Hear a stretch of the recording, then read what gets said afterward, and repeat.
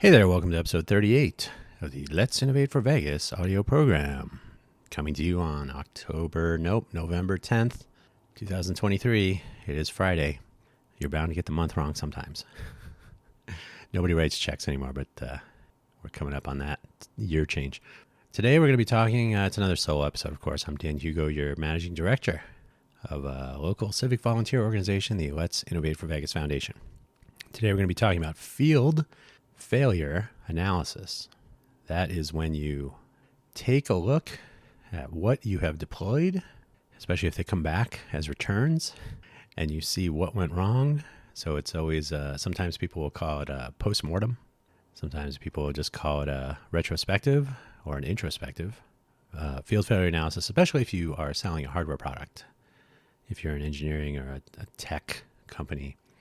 But it could also be if you are selling artwork that breaks, if you're selling food that spoils easily, right? You get it back and you say, what's going on here?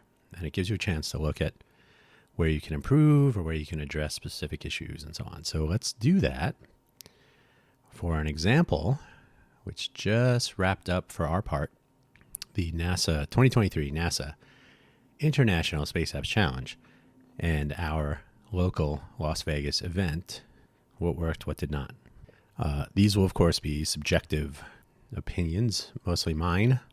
I have participated as a mentor or co-organizer, or sometimes both, in while I was working with the Intel Corporation in the Maker Innovator Group, which I think got renamed, like retconned, but whatever. Our group was focused on maker products and hackathons and so on. So 47 hackathons of traveling all over the place, spending sleepless weekends, working with brilliant people on their ideas and so on. Participation in a reality show called America's Greatest Makers, which you did not see. It was on the TBS network. It was produced by Intel and Mark Burnett of Survivor and other reality show fame. And other experiences. So there were many opportunities for myself to kind of gain some perspective on large and small scale hackathon and innovation sprint participation. So when I first signed up to be the local lead for Las Vegas, I had that in mind. I will say right up front, this is absolutely not, I do want to, well, let's say I appreciate and I'm not in any way denigrating the people who participated in our Las Vegas event or anywhere at any of the local events anywhere in the world. And for the most part, the people on the NASA side who were, I assume, some NASA employees, but they do, being a government agency, they do outsource. So there were people at some other companies that were charged with executing the International Space Apps Challenge. So some people like Caitlin were above and beyond the call of duty at every turn. The people that constructed the challenges did a fine job. Things like that. So this is not like individuals going wrong, in my opinion, right? And so individuals did great, worked with what there was. When you have many people spread across time zones, geographical regions, cultures, languages, the challenges multiply. And so that is really almost certainly the root cause of what I think are the things that went wrong. But I think it's also critical to take a look at those things and see, especially freshly, right?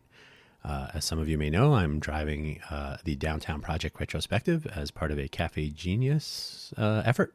You can listen to the Cafe Genius Impresarios audio program for more information about that. I'll stick links in the show notes for this episode to let me update my notes. In fact, make sure. So I'll stick some links for the NASA website for spaceappschallenge.org has a locations page, which shows all of the local events, and it will give you some idea of the scope and grandeur. Okay, sorry. And the scope and grandeur of the event, which was global. Some 50,000 plus people signed up. And we'll get to that in a second. But so a huge event, a lot to learn. I think it's critical to learn. I believe the first event was in 2012. So this is I believe they had a completely virtual event for the 2020 year. They're typically held in October, from what I understand, 2012 to now. So you can say coming up on 12 years, 11 years for this year. But I don't know if the first year, so 10, 12 years, so we're in there. So it's not the first year they did this. So that's the important part. So each year is an opportunity to improve for the following year. They did have a survey at the end for local leads. I assume they sent out a survey as well to the participants. I actually signed up as a participant just to make sure I had that view for as far as emails and other communications. So I believe they did send out something about impressions, etc. So let's get started. So the International Space Apps Challenge is the largest hackathon in the world. I don't know what the total number of countries were. There's an infographic that NASA will publish eventually, if they have not already, for this year. But each year there's the rundown. So number of signups, number of projects, number of countries, the top 5 participating countries. India has been number 1, which is probably to be expected. I was impressed that Cairo had a huge turnout. It was not the largest turnout, but they had a hackathon boot camp the same weekend we did. I believe 4 people showed up to ours and 1,200 people showed up in person to theirs. So kudos to Egypt. And side note, in the NASA Slack, and I'll get to the use of Slack for something like this.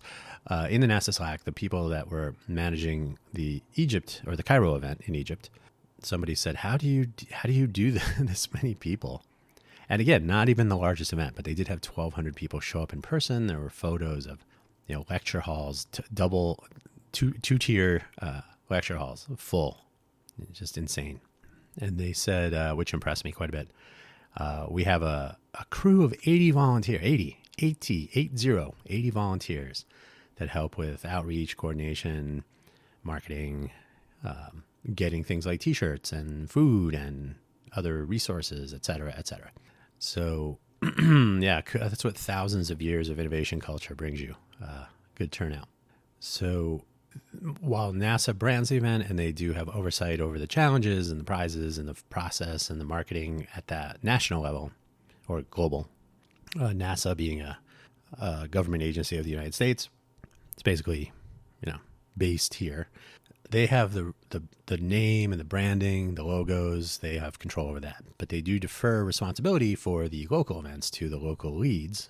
So that was me this time. And any collaborators that want to take part. Collaborators being sponsors, donors, other helpers, right? I personally view this not as the gold standard, but certainly an indicator of the state of affairs of the culture of innovation, a particular locality. The events were based on locality, although they could be virtual, in-person, virtual, or both, hybrid. So the Las Vegas event was open to participation from anywhere. We mostly had people from Vegas, but some places were purely virtual. But either way, the Silicon Valley event, which was based in Mountain View, California, had collaborators like NASA Ames, had help from the local chambers of commerce to help get the word out. So that they were mentioning the upcoming hackathon on their Chamber of Commerce websites. So there was a general awareness. So it takes a village, as the saying goes. So I think in places with an innovation culture, you're going to see events like this. So this is an example, but it's a good indicator because it happens in so many places. You can compare.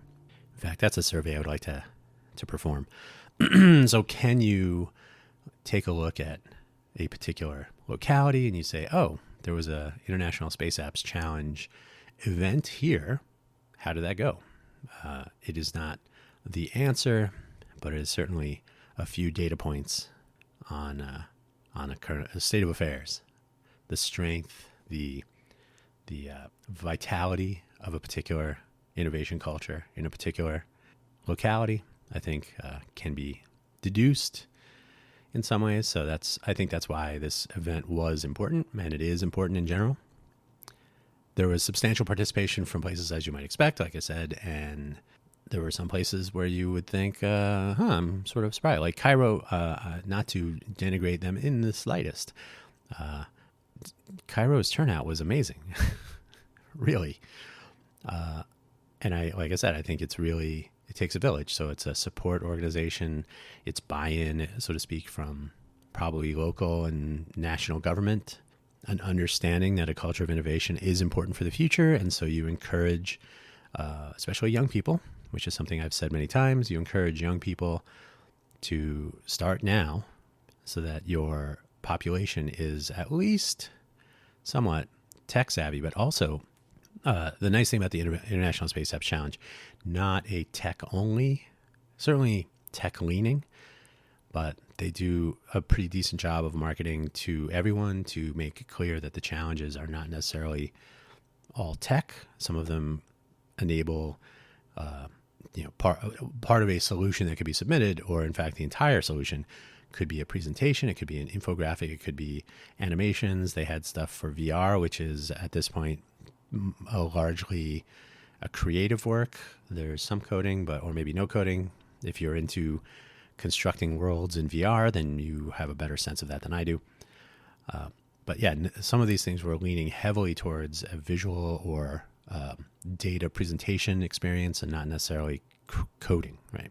So it's important that people are savvy, and the sooner you start on that, the better. So I think in that regard, the ISAC, as I call it, everything is an acronym. So the ISAC is an important thing. It's something to focus on, to emphasize in a particular locality, so that young people, and the event is open to people. The event is open to people of all ages, which is nice. Some hackathons are geared more towards professionals or towards older kids.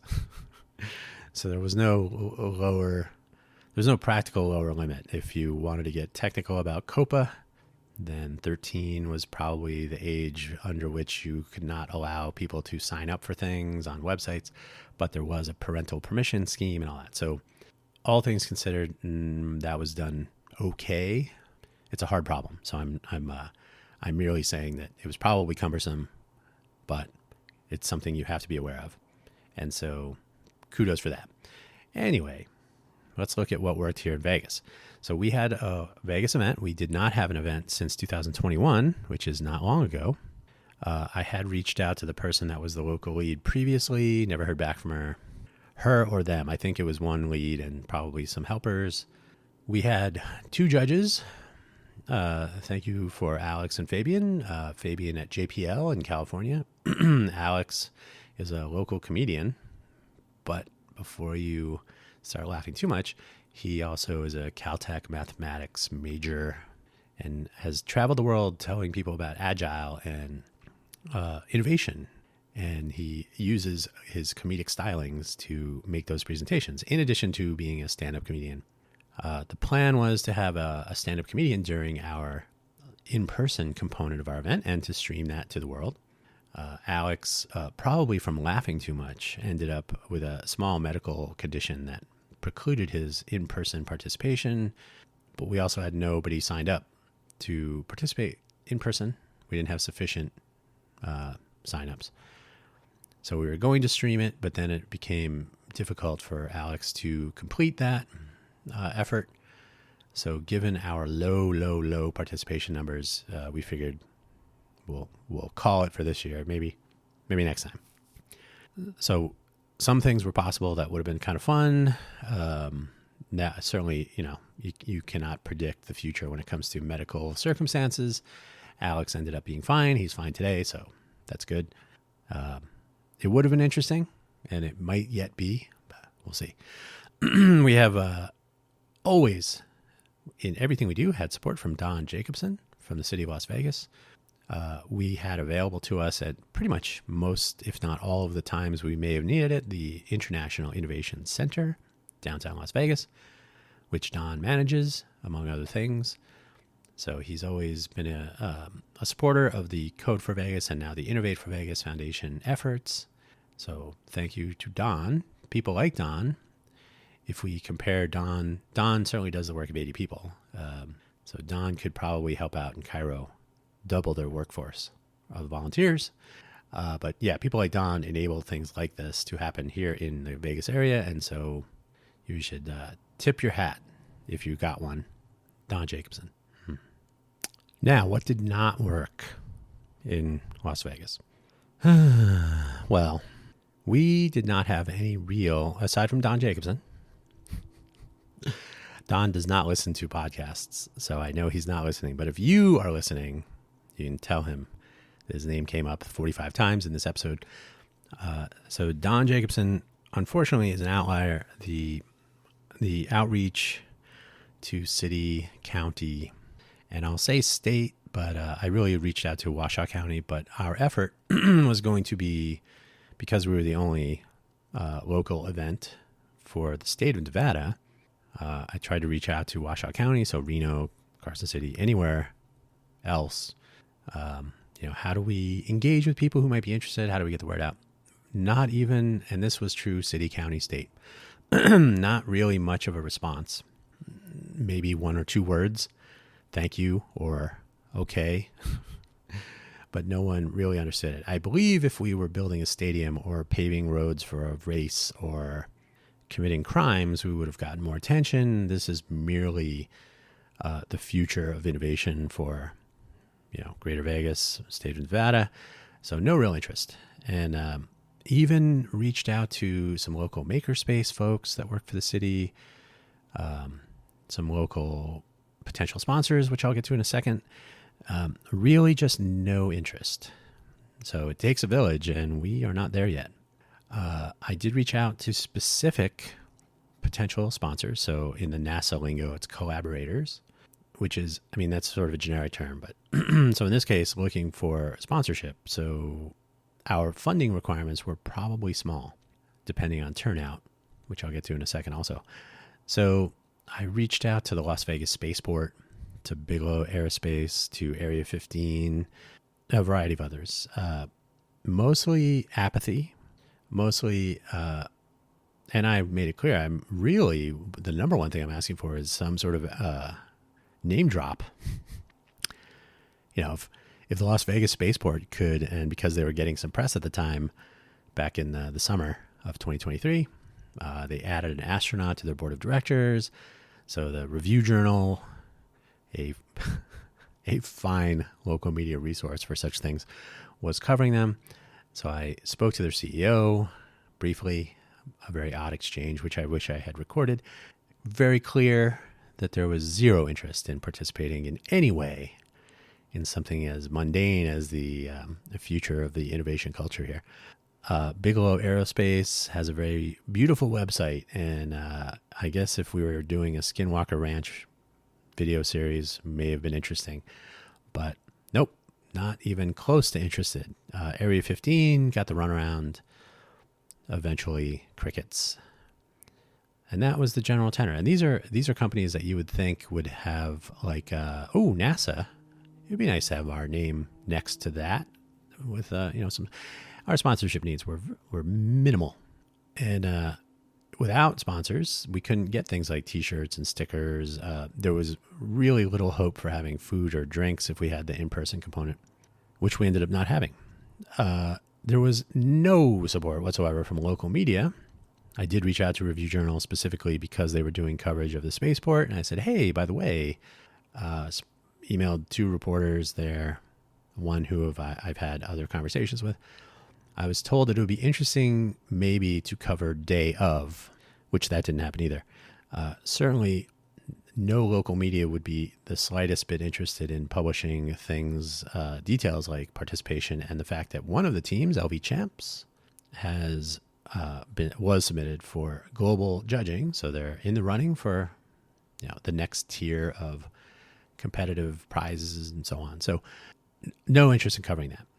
Again, if we were building a stadium, we would get some attention, but otherwise, no.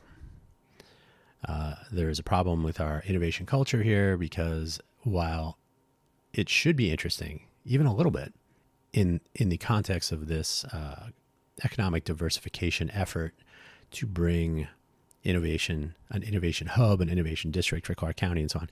If these things are going to flourish here, then we must elevate and celebrate the people that are doing things. So it was a little bit disappointing that there was simply no interest. That's going to have to change. And we do have a project on deck, challengers.vegas.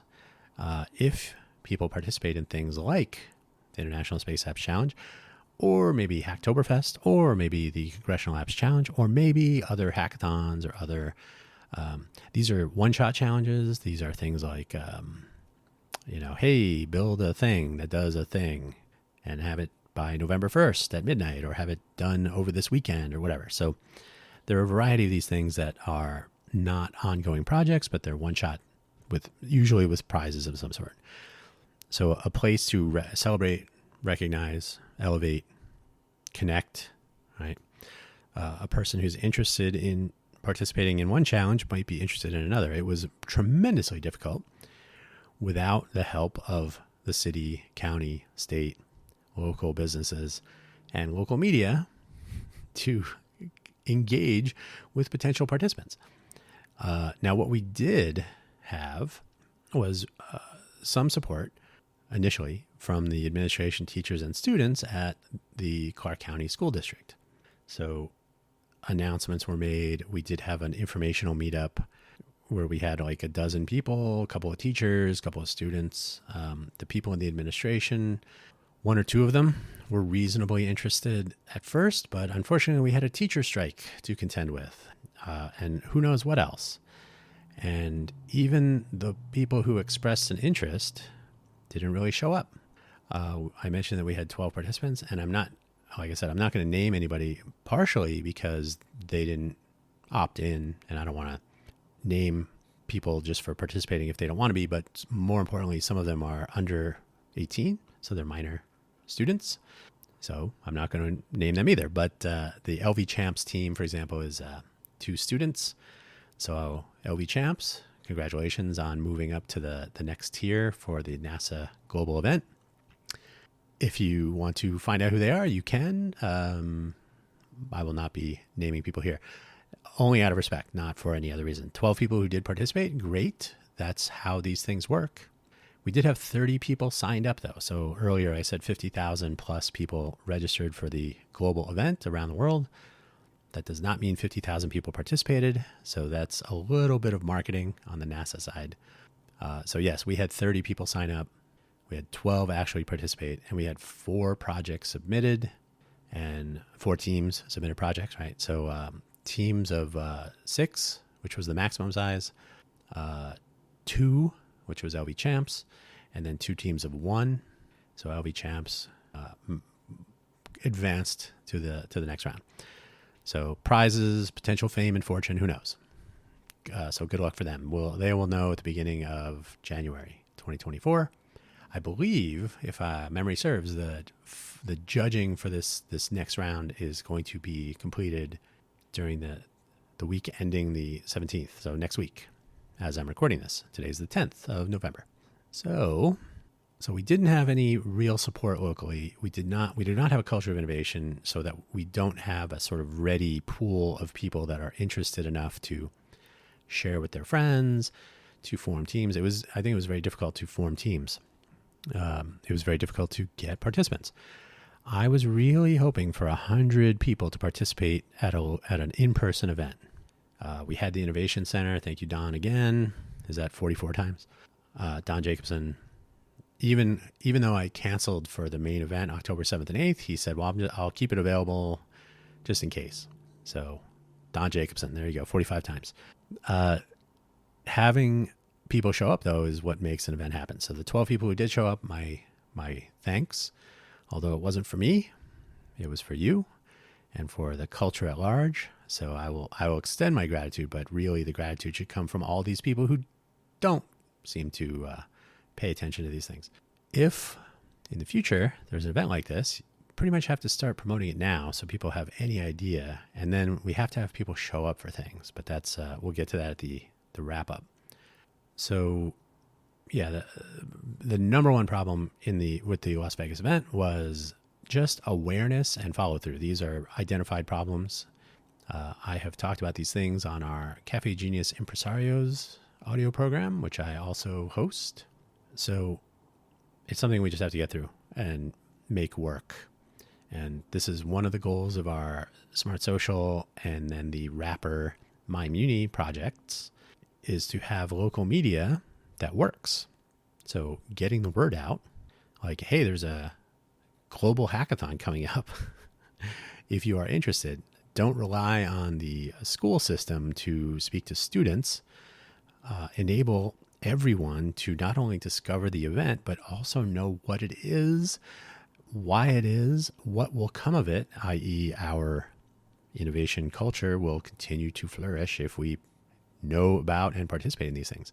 But also the fact that people that are allegedly involved, and I didn't even mention our other school system, the college system here, really no interest in supporting this sort of thing. I tried also with, if you happen to have heard our episode with Dr. Kitty Young from, now she works at a different place, which is escaping me. She was driving a wearable hackathon, which was also global. And I had a notion for a cooling garment, this being the desert.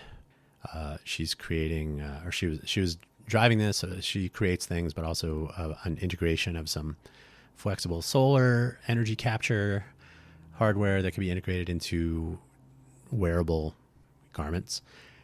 She was working with Hackster on this global hackathon. There were multiple categories and so on. So I reached out to UNLV then and really got absolute shoulder shrug and nothing. It was a no-op, if you're if you know what that is. No operation, nothing going on. Similar here. So there's a group of students who have a satellite company. You would think they'd be interested in space, but reaching them was impossible. I could go on and on. So we have an insular set of many communities and smaller, sub communities, groups, etc. Talking, communicating, sharing information. The impetus to share, to help get the word out. Sort of I could tell my friends, but I choose not to because no reason. So these are hurdles to get over. So I believe we could have reached 100 people participating with the proper engagement channels and energy to drive them. And so that's something we will have to address over the next year. By the way, there's no plan for the Innovate for Vegas Foundation to facilitate the 2024 International Space Apps Challenge directly, although we'll certainly provide our support, which will be a new thing here. So whoever does choose to organize that, if someone does, we will certainly try to help out. What did not work on the NASA side, though? That's also important to consider. And the NASA side, obviously no control. That's completely their infrastructure, their organizational efforts and tools and methods and people and so on. So I'll keep this light. And again, this is not an attack on individuals. I think it's just when you have many people in different organizational blocks, separate companies, separate groups within companies. NASA itself is a huge organization, a lot of moving parts. I don't know that Global Hackathon is on their main agenda. SpaceAppsChallenge.org is a NASA thing, but it's not it's not on the NASA.gov website. It's not spaceappschallenge.nasa.gov, right? So arm's length, perhaps. I don't know.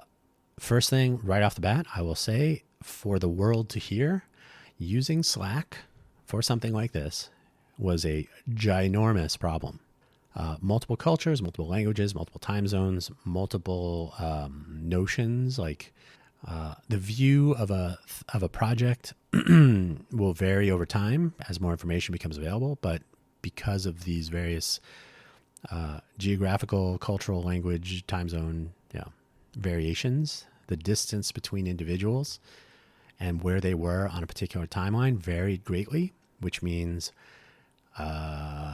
without, I'll call it, discipline and or curation in the use of Slack, for example, the same questions over and over every day, spread across multiple channels. The discipline part would come from saying the questions about this go here. So there was a local lead channel, which was a catch-all. And then there was a US lead channel, no real reason for that.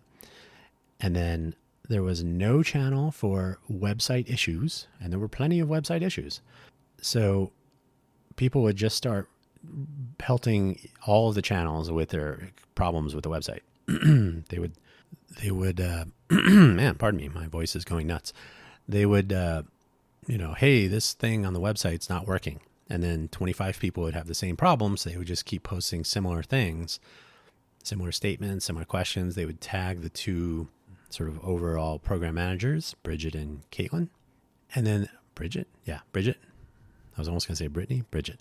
So just keep tagging the same people with the same questions from different places in the world over and over. It didn't matter if the question was answered, because if you are a Slack or Discord user, you're not going to go through and read the last 5 days of repetitive statements. You're just going to insert yours into the stream and, whatever. So every day, same questions, not really worth going to the Slack for anything. So that's the discipline part. People were just spraying Slack with their questions over and over without really checking to see if anyone else had asked the same question and received an answer. And then the curation part comes from the notion that Slack, and this applies to anything, so this is just not a NASA problem. This is a complete and total misuse of Slack. Slack or Discord or similar. If you're a Mattermore or a Discourse or most forum tools that enable free-form discussion, and this is even true on GitHub. For example, GitHub has discussions that you can attach to a project repository. So ongoing discussions are wonderful. That's how you tease out ideas and possible solutions. However, those should be coalesced into some sort of solution finality, some summary, some sort of action. If you are discussing something on GitHub, for example, about a bug or about a potential feature or about anything, any aspect of a particular project component, the discussion is not the work. The discussion is not the solution. It is the discussion. So from that should come some action, some issue, a pull request, or whatever, right? So there's a logical next step. So in the case of this, if every day for a week people are having the same issue with the website with some local event, page editing feature, or login problem, or et cetera, as the problem is discovered, that first day when people are starting to have the problem, identify it as a problem and make that an open issue, right? And then make sure people check open issues before they start submitting questions. Now, obviously, the ability to create an issue natively rather than submitting statements to Slack would have been maybe even better. I certainly suggested it. So whenever you're working with a large group of people who are not necessarily full-time focused on an endeavor, enabling them to submit their concerns, questions, problems, complaints is completely appropriate. But you cannot simply have a fire hose of the same question or repeated similar questions or new questions intermixed with old, et cetera, et cetera. So it becomes a chore just to catch up. And I can't even imagine being on the administrative, the oversight side where Bridget and Caitlin were, and others. Fielding these things daily, I'm sure, was a task. So Slack is suitable for discussion, information sharing, perhaps, but really you gotta have like coalescing to final answer, open issue that can be tracked and then observed when it is closed, and then opened again if the problem reappears, if there's a regression, as we call it. So I would say my number one take home, and I've known this for many years, number one take home, if you have a project of any size whatsoever, discussion platforms like Discord and Slack and others, those are, Slack is a Salesforce tool, maybe Microsoft Teams. I've never really used it, but probably similar. If you are relying on discussion to store knowledge, you are pushing the task of knowledge sharing to the people, and you're relying on these tools to do something they are not intended to do. So I'm sure you can summarize a Slack discussion with the magic of AI and come up with an answer, which, that's one way of doing it. But really, let's be honest, if you have a Slack thread or channel, Discord channel, so, whatever, if you have these things with, 10, 100, 200, 400, I think there were 400 plus people on the NASA Slack for this year. If these people are all chiming in with different things, you don't have one channel with one topic that you can appropriately gather information, right? So if you can actually tease out the answer to an ongoing discussion, question, responses with more information or errant information, if you can actually distill that down to, here is the problem, here is the state of the solution, here is the solution, it worked, okay. Those are what issue platforms are for, Jira, GitHub issues even, etc. So that's my number one thing. Any project that relies on discussion without curation and disciplined use and coalescing of the discussions to actual usable solutions or actions, you're just adding to the noise. And with a volunteer pool, like all the local leads were volunteers, myself, others. So you're asking volunteers to spend extra time trying to figure out what's going on. And I believe that's where things start breaking down. So the management of the project and the different parts I mentioned, the companies are mentioned at the bottom of the website. So I'll link to the top, the spaceappschallenge.org in the show notes. You can scroll to the bottom and see the, Booz Allen and so on. So there was a website company in Chicago. There was the company that was managing the local lead engagement. There was the challenge authors, the people that were working on the parts behind the this year's event. So they had 30 challenges plus a wild card, so 31 total challenges. Those had to be sort of created and developed into a presentable, achievable form. So that's actual work. And then there were people that were in charge of the DEI policies and privacy and working with minors. And so there are a lot of moving parts. And I believe that one of the issues was a disconnect between those different organizations and the local lead population. All of it flowed through the Slack and through a limited number of people. So, for example, the website had issues daily and weekly, but there was no issue tracking scheme. So this goes back to the Slack problem in general.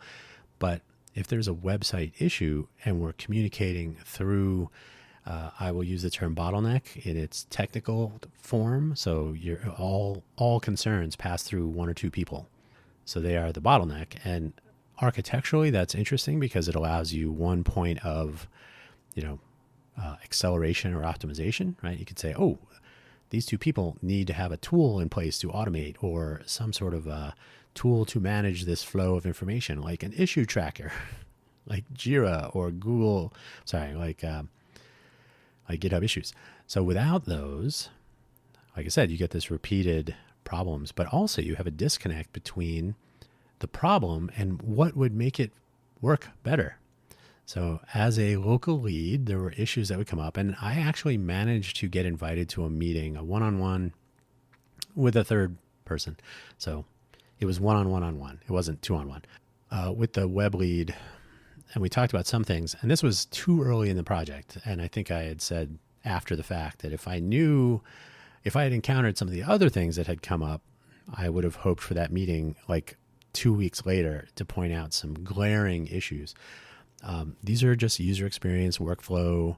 What if this doesn't work, then how is that going to work? These sorts of things. And, their implementation is their implementations, but I was certainly pointing out from a user perspective and having gone through so many hackathons before, what are people going to expect on the date of? It's coming down to the end of the hackathon. Is the website going to function? Is there going to be a problem? What if? And of course, this is predictable. On the night of, as the 11:59 approached in each time zone, there was a flurry of issues. This didn't work. What's this doing? What's this telling me? What does this mean? So connecting people so that everybody was on the same page for more of the time. There was certainly the signups for the public were at the end of July. I want to say the 28th, but it was somewhere at the end of July of 2023 for an event that would be taking place October 7th and 8th. So that was a good window of time that the event was visible to potential participants. So the local leads were participating for, I believe it was in May and June and July, somewhere in there. So we had weeks. They had an onboarding for first-time local leads like myself. There were the returning local leads that could join in later. I don't know if that was wise. I think the engagement between new local leads and experienced local leads would be valuable to kick off immediately. So not separate them into groups. I also think weekly calls were of limited utility. It trickles out information that should be available in a central location. The information should be coalesced into usable, searchable form, not left in Zoom calls and presentation decks.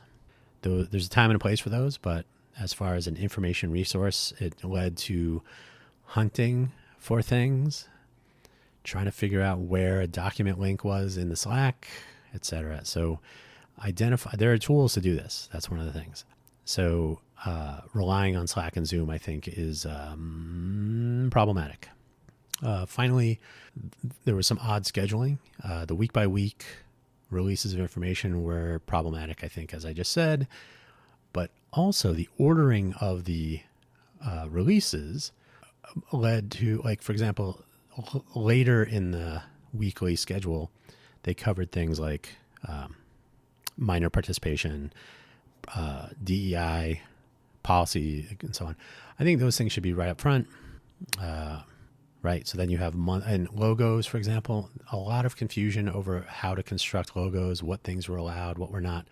There should be right up front, and there should be easily identifiable resources. There were some issues with the naming of things and which directories they were in, and tons of Slack discussion over, is this okay? Can I do this? Can I put this over here? So just ongoing, just intermingled with the general local lead channel. So a lot of discussion about how can we promote our event using NASA assets mixed with our own, local flavor. These are things that should be out, they should be brought up immediately when the event is starting, and have a completely separate process for consulting, maybe approval of these marketing assets, since you are mixing brands, right? You're mixing the NASA Space Apps Challenge branding with your locality, which colors, which text. Can I mix my font with that font? Can I change this, that? These are questions that would just take, over and over. Same thing. So, and by the way, all the things I'm talking about here can apply to any project, but this project at scale with so many moving parts was a good learning experience. So, and again, not picking on individuals. This is what happens when tons of people, there's the elephant, the blind people identifying an elephant problem, right? So everybody's doing their part, but not necessarily sharing information between. If you want to get nerdy, the sensor fusion that is so essential in modern IoT and similar. So being able to take different inputs and put them together to make a more complete picture of something is, I think, lacking here. Slack and Zoom just don't do it. So as well, one of the weird things, I think, in my opinion, I think it was very strange that they didn't want people to start working on the challenges until the hackathon itself, which is totally fair. It's an easy rule. Don't start the test until the test starts. Anybody who's gone to school knows that's a thing. They had the previous year's challenges available for months if people wanted to see the general tenor of the challenge types and, different difficulty levels and different areas of focus and expectations. Do I have to write an app? Is there hardware to build? Is there a spreadsheet? Is there an animation? All these, and kudos for having that variety. Not everything was sitting with a laptop and building an app. It was some cool options. So like 2 weeks before, I think it was Yeah, it was about 2 weeks before the actual hackathon. They released the challenges with enough detail so that people could sort of start getting a head start on their projects. Now, I'm not accusing anybody of anything, but really, I think releasing that stuff the day before would have been more appropriate, not 2 weeks before. It just keeps people honest, or to be really clear, it not only provides a level playing field, but it also adds to the challenge, right? Now you have one day. You kind of have to pull your team together, your ideas. It promotes proactive discussion, especially when the event kicks off at 9 a.m. in your local time zone, right? You have a little bit of time that you've had so you've had time to select a project. That's one big one. If you've actually taken the time in the weeks prior to look at the previous year's challenges, then you have an idea. You know that, okay, we would like to work on something in this general area. And then the challenges were published with their titles and like a summary, like an abstract. But it's when the resources were made available. Here's the data. Here's the full disclosure of each of the 30 challenges. There was so much time ahead of time. I would wonder if everyone was following the rules. So about starting on the day of the hackathon, October 7th. And I just think it, people with more experience, they have a better head start. People with not enough experience, maybe that helps them. I don't think it actually levels the playing field, because I think you set expectations, and an experienced team should be, you can say, judged differently. And by the way, this is one of the reasons I'm not a huge fan of judged hackathons. They're tricky. I'm sure if people stay awake for a couple days and then they feel like they lost, if there's winners and losers, I think that does a disservice to the people who participated. But, the challenge of a potential prize, the mild competition, those are appealing to some. So I'm not totally against it, but it is something to be aware of. So there you go. So the 2023 International Space Apps Challenge, a NASA event, global, an indicator in some places of the vitality of an innovation culture. Again, I'm going to have the location link in the show notes and a link to the top level website itself. They're both at the same website. The value of something like this is important to the community itself, the locality. In the long term, it's interesting in the short term for the people who participate. I think it's vital also to recognize that participation. Some places do a better job. They do a better job of getting the word out ahead of time, which is sort of priming the pump for this recognition. I think some places do a great job during, like an exemplary job. Exemplary? Yeah. Evidenced by the fact that people were posting their story images on the Slack after in the stories channel and also in other channels, right? So why not? Why not post the same thing across the entire Slack? But, some places really sort of leaned into it heavily. And I think that's an indicator of the strength of their individual respective innovation cultures in their localities. And the virtual events, I'm sure, were also an indication. That's a question of reach. It's a question of the motivation required to participate in something at a distance. It's something we hoped to enable here, but we only had the 12 people. We switched to a completely virtual event because having a venue implies having some sort of food and drink. And since we were completely without any form of sponsorship, it didn't really make sense to have 12 people stay in a room when they could just stay in their homes or wherever they were collaborating and get a nap in their bed or on a comfortable piece of furniture.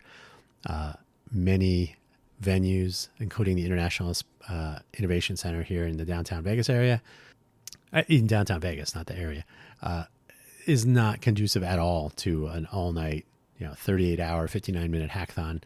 There's really no comfortable way of taking a nap, or it's really not ideal for an all-nighter hackathon. The all-nighter hackathon concept itself is tricky. It's something that you really have to sort of, you need to have at least a small number of people who, I'll just say, get it, that they understand the nature of. A lot of times people will look at you like you're crazy when you say that oh wait, I'm supposed to stay here for 35 hours or 48 hours or what? Like, no, you don't have to, but the clock is ticking the whole time. And so this really throws people. So without some momentum, without some familiarity that can be extended, personally, like, oh, you want to be in my team? This is how it works. I've done this before. And that's why I always tell people I participated in so many hackathons as a mentor. And again, we didn't even have mentors, right? So when I was with Intel, I would travel around and interact with people during hackathons. I would stay up with them. So many times I was awake for 40 plus hours. I knew the Intel products, but I would help them with anything. So if they had a Raspberry Pi or an Arduino Uno, or our Edison, which was the more common thing to make an appearance, or during the America's Greatest Maker Show, it was the Arduino 101, which was a Curie-based thing. I think it got EOL'd pretty quickly.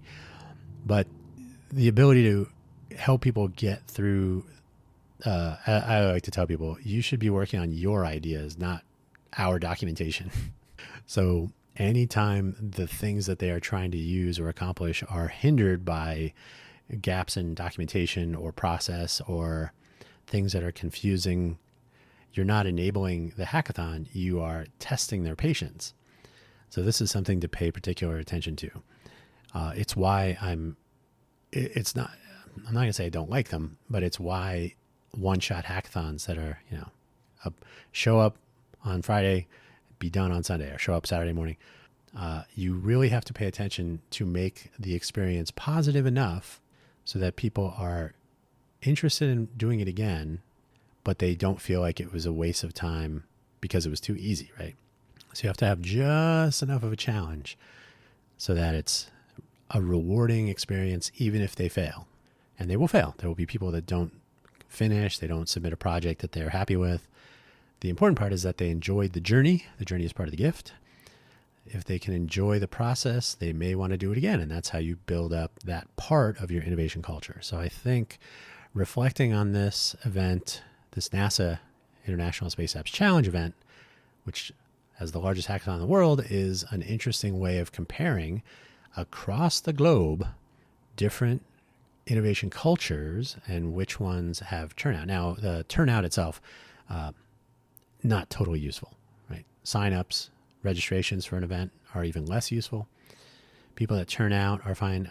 It's difficult to say, and it's, it wouldn't be really proper to publish this information, but like how many people were there for the first time, how many people there had participated in the previous year, how many people participated in other events.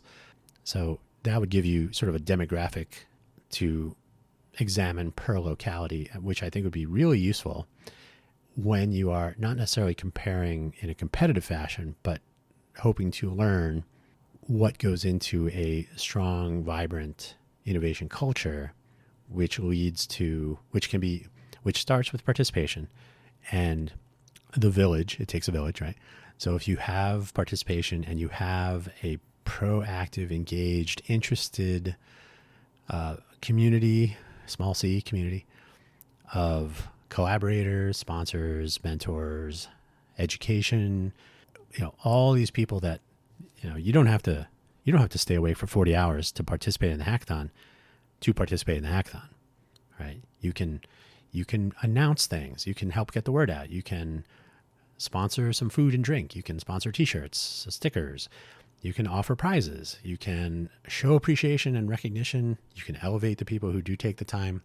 You can recognize the people who submit projects, and whether or not they win a prize, make, here in Vegas, make participation in events like this just as interesting as people who, by the way, get headlines for winning in the casinos.